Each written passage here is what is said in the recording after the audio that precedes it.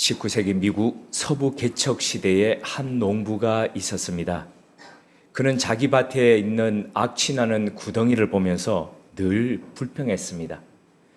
결국 참다 못해 밭을 팔았는데 얼마 지나지 않아서 그 웅덩이에서 거대한 유전이 발견되었습니다.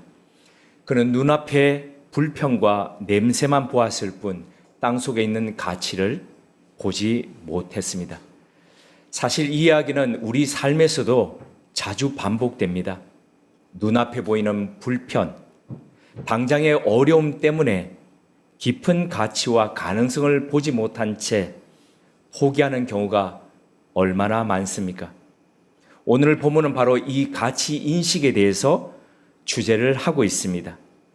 예수님의 8가지 천국 비유 중에서 오늘은 5번째 감추인 보화와 6번째 값진 진주를 구하는 장사의 비유를 통해서 하나님 나라의 가치를 말씀하고 있습니다. 가치는 기쁨으로 연결되고 그 기쁨은 결국 전적인 결단을 요구합니다. 오늘 이 세 단어를 붙들면서 본문을 나누고자 합니다.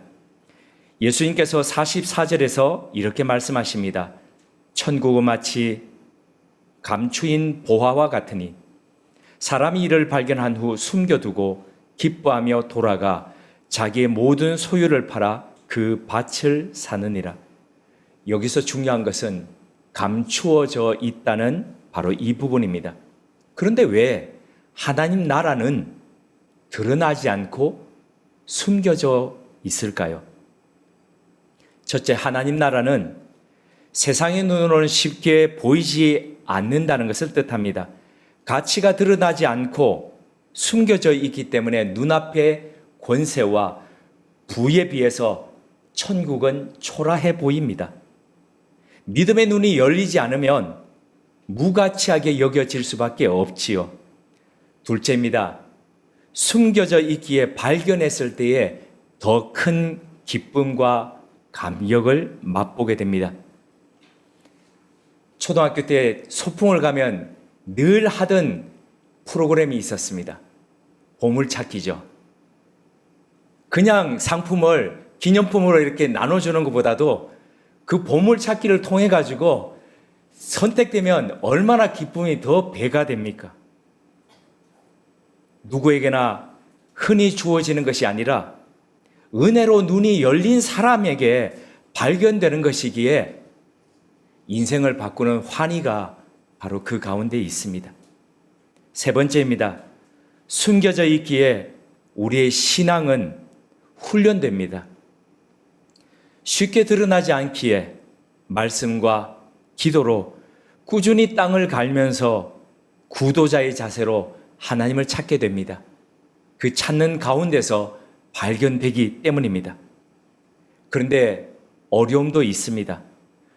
눈앞의 세상이 더 크고 강해 보이기에 흔들릴 때도 있고 즉각적인 보상이 보이지 않으니 조급할 때도 있습니다. 지금은 가톨릭에 성녀 또는 성자로 위에 추인되어 있기에 다들 굉장한 인물로 보는 마더 테레사. 근데 마더 테레사의 일생을 보면 순간순간 그 두려움과 그리고 모호함 때문에 고통하면서 하나님 앞에 기도했던 그녀의 기도가 있습니다. 마지막 숨을 거두기 직전에도 그녀가 드렸던 기도에 보면 희미함 속에서 붙잡고 있던 그녀의 고민과 그리고 그녀의 아픔, 그러면서도 끝끝내 놓지 않던 신앙의 모습이 있습니다. 믿음의 눈이 열리지 않으면 농부가 밭을 헐값에 팔아버렸듯 하나님 나라를 놓칠 위험도 있습니다. 그러므로 천국은 마치 밭에 감추인 보화와 같다는 말씀은 우리에게 믿음의 눈을 열어서 그것을 보게 해주시고 그것을 알게 해주시고 그것을 찾게 해달라는 우리의 간절한 기도를 드리지 않을 수 없도록 만듭니다. 그리고 그 발견의 기쁨이야말로 우리의 결단을 이끄는 힘임을 알려줍니다. 보화를 발견한 사람은 숨겨두고 기뻐하며 돌아가 자기 소유를 다 팔았습니다. 기쁨이 사람을 얼마나 과감하게 행동하게 만드는지 아시지요? 사랑에 빠진 청년은 자기 전 재산을 팔아서 반지를 삽니다. 누가 억지로 하라 그런 것도 아닌데 기쁨으로 그렇게 합니다. 그에게는 이 속에 다른 어떤 것과 비교할 수 있는 기쁨이 자리하고 있기 때문입니다. 천국을 발견한 사람도 마찬가지입니다. 억지로 내려놓는 것이 아니라 더 값진 것을 얻는 기쁨 때문에 기꺼이 내려놓는 것입니다. 밭 주인은 소유만 했지 직접 경작하지는 않았습니다. 다른 소작인들도 내 것이 아닌데 하며 대충 갈았습니다. 그냥 가볍게 겉만 갈아서 씨앗 뿌리면서 그냥 그렇게 살았습니다. 하지만 이 사람은 달랐습니다.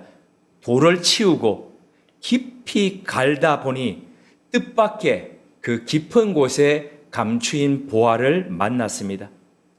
신앙도 마찬가지입니다. 겉으로만 대충대충 신앙생활하는 사람은 깊은 보화를 만나기 어렵습니다. 하지만 말씀 앞에 진지하게 기도로 씨름하면서 깊이 파내려가는 사람은 어느 날 뜻밖의 감추인 보화를 만나게 됩니다. 밭에 감추인 보화의 비유 다음에 나오는 비유가 바로 진주장수와 비유입니다. 마태복음 13장 45절에서 46절입니다. 천국은 마치 좋은 진주를 구하는 장사와 같으니 극히 값진 진주 하나를 만남에 가서 자기의 모든 소유를 팔아 그것을 샀느니라. 감추인 보화 비유가 우연한 발견이라면 진주 비유는 의도적인 탐구입니다. 의도적인 찾음입니다. 진주 장사는 오랜 시간 좋은 진주를 찾아다녔습니다. 그의 눈에는 평범한 진주와 극히 값진 진주를 발견하고 구별할 수 있는 눈이 있었습니다. 그는 하나의 값진 진주를 알아보고 모든 것을 기꺼이 내어놓았습니다. 여기서 중요한 것은 전문성과 집중된 열정입니다. 이 두 가지가 만났을 때에 값진 진주를 만나고 사는 바로 이 일이 일어난다는 사실입니다. 열정이 단순히 소모되는 것이 아니라 선택과 집중을 통해 빚어질 때 전문성이 되고 결국 값진 것을 붙잡게 됩니다.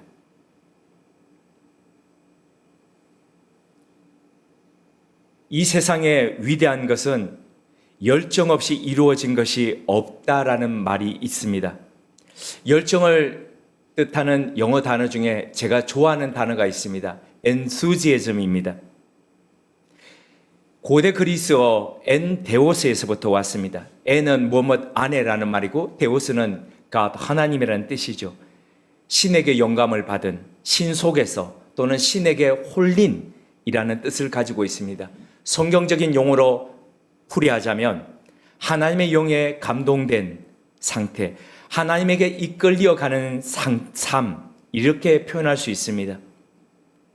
이 의미와 가장 연결된 찬송가가 바로 312장 너 하나님께 이끌리어 바야콘 디오스, 영화로도 나온 것이죠. 제가 제일 최애하기에 우리 교회가 시작하던 바로 그날 예배 드릴 때, 그날도 오늘처럼 백 목사님이 예배 인도를 하셨고 그날 드린 찬송이 바로 또 너 하나님께 이끌리어 바야콘 디오스였습니다. 이 곡은 독일의 찬송 작사 작곡가였던 게오르그 노이마르크 1621년에서 1681년에 살았던 인물입니다. 이분이 20살이 되던 1641년에 지은 시입니다. 고등학교를 졸업한 뒤에 대학을 진학하기 위해서 모았던 돈들을 가지고 가던 도중에 노상 강도를 만나서 다 빼앗긴 채 기도서 한 권과 그리고 자신의 옷 안에 기워서 넣었던 동전 몇 입밖에 없는 상태에서 그는 온통 실망하고 꿈이 무산된 상태에서 굶어 죽을 것을 걱정하는 바로 그 삶을 살았습니다. 빈털터리가 되어서 이 도시 저 도시를 걸식하면서 다녔죠. 그러다 추운 겨울 12월 독일의 북부 카일이라는 도시에 도착했을 때에 친구 니콜라우스 베크 목사를 만나게 되고 그의 주선으로 스테판 헤닝이라는 판사집에 가정교사로 들어가게 됩니다.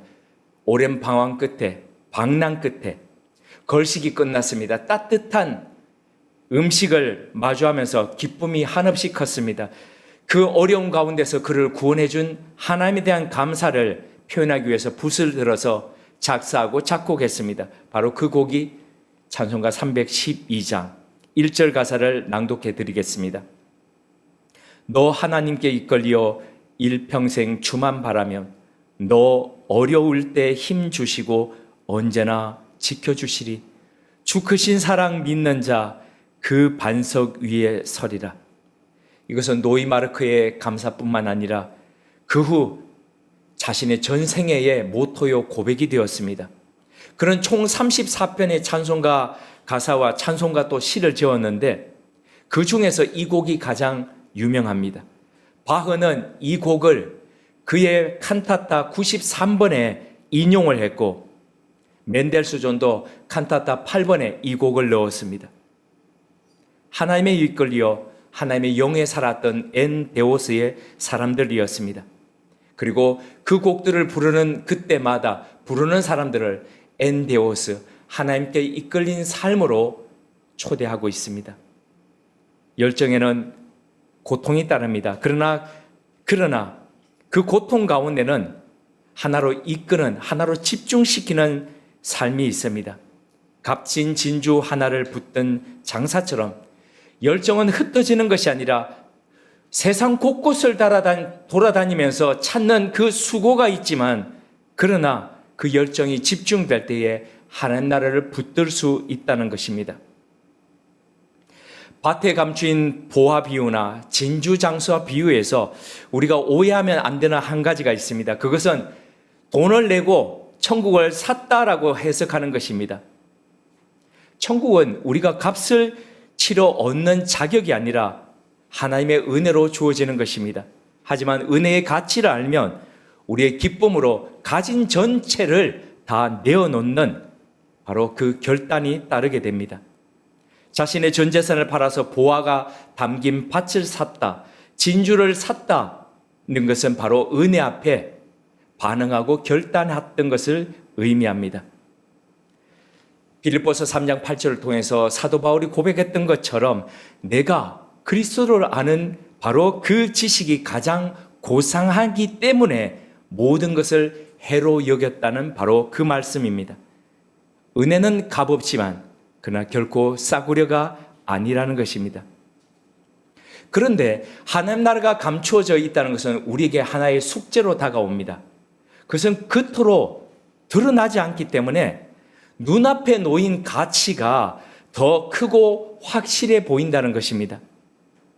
하지만 그럼에도 불구하고 우리가 잊지 말아야 할 바로 그 숨겨짐 때문에 하나님 나라는 찾는 사람에게 더 큰 보화가 된다는 것입니다. 그래서 신앙은 매일의 선택 가운데서 드러납니다. 나는 눈앞에서 더 화려한 곳에 마음을 두고 있습니까? 아니면 당장은 숨겨져 있더라도 영원히 값진 그 보화를 붙들고 있습니까? 지난 한 주간 우리는 무엇을 선택하며 무엇에 우리의 마음을 두면서 살아왔습니까? 내 모든 소유와 바꾸어도 좋을 그 보화, 그 진주는 무엇입니까? 그것이 예수 그리스도입니까? 천국은 감추인 보화이며 극히 값진 진주입니다. 하지만 그것은 추상적 개념이 아니라 곧 그리스도 자신입니다. 주님은 우리를 위해 먼저 자신의 모든 것을 내주셨습니다. 십자가에서 당신의 생명을 내어서 우리를 값주고 사셨습니다. 우리가 그 값진 보화로, 진주로 붙드는 것은 우리의 대가가 아니라 그 은혜에 대한 우리의 반응입니다. 응답입니다. 영화관에 가면 요즘은 잘 가지 않습니다. 아마 코로나 이후에 사람들이 영화관을 잘 찾지 않죠. 근데 영화관에 갔을 때에 보면은 불이 꺼져야 비로소 스크린의 영상이 선명하게 보이기 시작합니다. 마찬가지로 무언가를 얻으려면, 무언가를 가지고 소유하려면 기꺼이 포기하는 열정 속에 선명한 기쁨이 자리하게 됩니다. 잃어버림으로써 얻고 포기함으로써 누리는 기쁨이 있습니다. 하나님 나라가 바로 그런 것이라고 주님은 말씀합니다. 함께 기도하시겠습니다. 하나님 아버지, 우리를 엔데오스의 삶으로 부르셨습니다. 보이는 것에 매이지 않고 기쁨으로 모든 것을 내려놓고 오직 그리스도를 붙드는 삶이 되게 하옵소서. 주님이 먼저 우리를 값주고 사셨으니 이제 우리도 주님을 가장 값진 보화로, 진주로 고백하며 살게 하옵소서. 이를 위해 오늘도 보이는 것 이면의 것을 바라보는 눈과 촌스럽더라도 우직한 구도자의 걸음 걷게 하옵소서. 예수님의 이름으로 기도드립니다. 아멘.